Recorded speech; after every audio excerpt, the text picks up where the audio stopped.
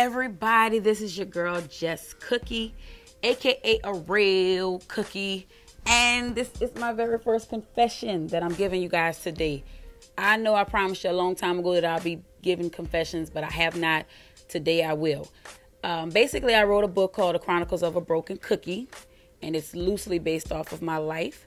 In writing the book, I found that there were a lot of stories that were just hilarious, and they helped shape the person you see today, but did not make the book.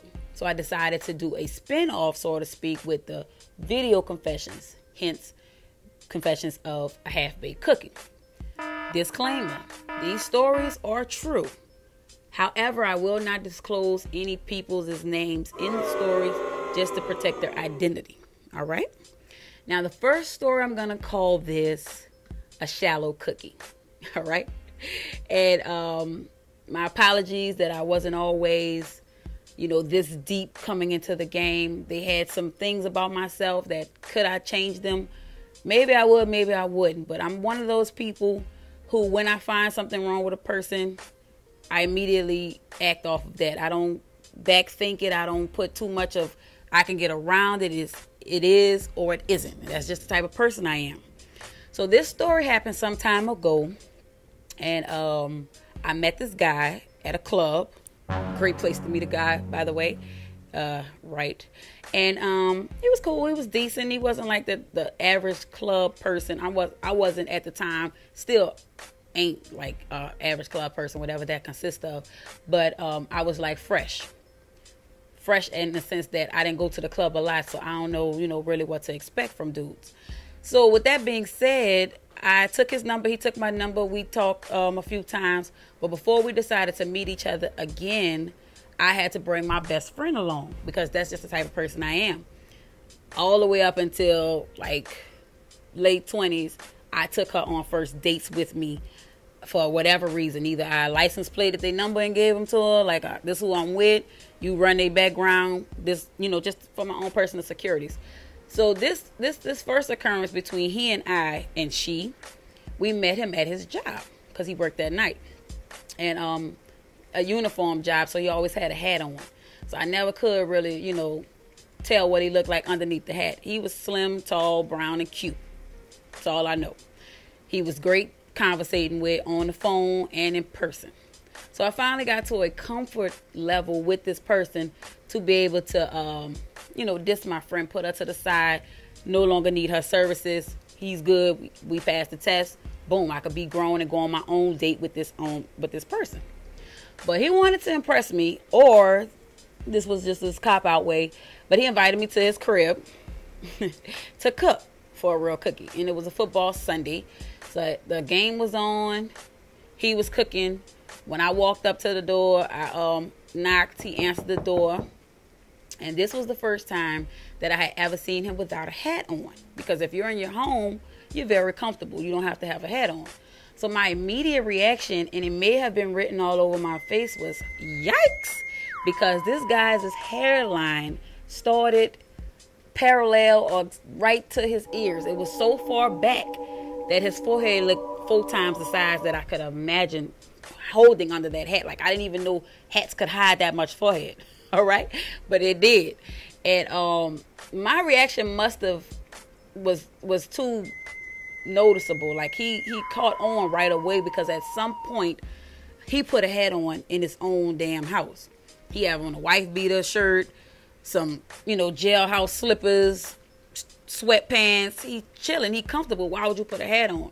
So he must have suspected my level of discomfort. But me, I brave-faced it like a real cookie does. I sat through the date. The food was good. The game was great. He was still the same sweet person. But after I walked out of that door, I vowed in my head not to call this guy again. I cold turkeyed him. I wouldn't answer his calls. I see him and I cold shouldered him. So finally he stopped holding on to whatever he thought that was about to be for his own pride's sake. But then like time went on, and I didn't see him as much because he wasn't really a club person. I wasn't really a club person, but that's where we met. But then I used to start seeing him at like festivals, and he was with a woman. I guess she had accepted his damn hairline. I just couldn't, you know. And I promise you, that was really the only thing wrong with this person. But finally, he saw me at a festival, and he made it his business to side-eye the piss out of me. All right? Like, this could have been you. But I'm thinking like, yeah, Negro, if Hair Club for Men or Rogaine was on your shopping list instead of that damn spaghetti sauce you specially made, you know. But anyway, I never told this person why I stopped calling or responding to his calls. And I don't know if he knows anything about who I am now, aside from just seeing me in passing. But if you're watching this tape, this is my confession. It was your damn hairline. I couldn't get with the hairline. I'm sorry. I apologize. I should have been a big girl about it and told you, you know, what the deal was. I owed you that much. I didn't. I'm sorry. I don't know what else to say. That's pretty much it, for the simple fact that I would stop talking to people for something like a hairline. I've stopped talking to people by the way they walk. Breath smelling, that's a giveaway, a breath smell, but I didn't know how to tell people this, and I'm still working on telling people real truths.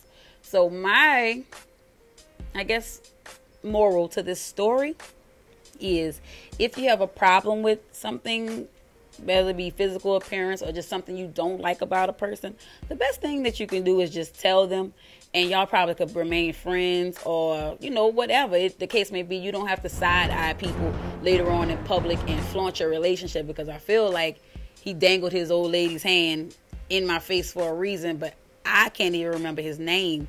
I remember his face because I never forget the look on his face when he noticed that I noticed that his hairline was not up to par. So that's it. That's been a real confession. Stay tuned. There are plenty more stories I have to tell. I've lived. In the meantime, make sure y'all catch my radio show weekly every Monday, 7 to 9 Central Standard Time, jusCookie.com or monstarsradio.com. Also the mobile app, TuneIn Radio /MonstarsRadio. This is a real cookie. This has been my confession. See y'all next time.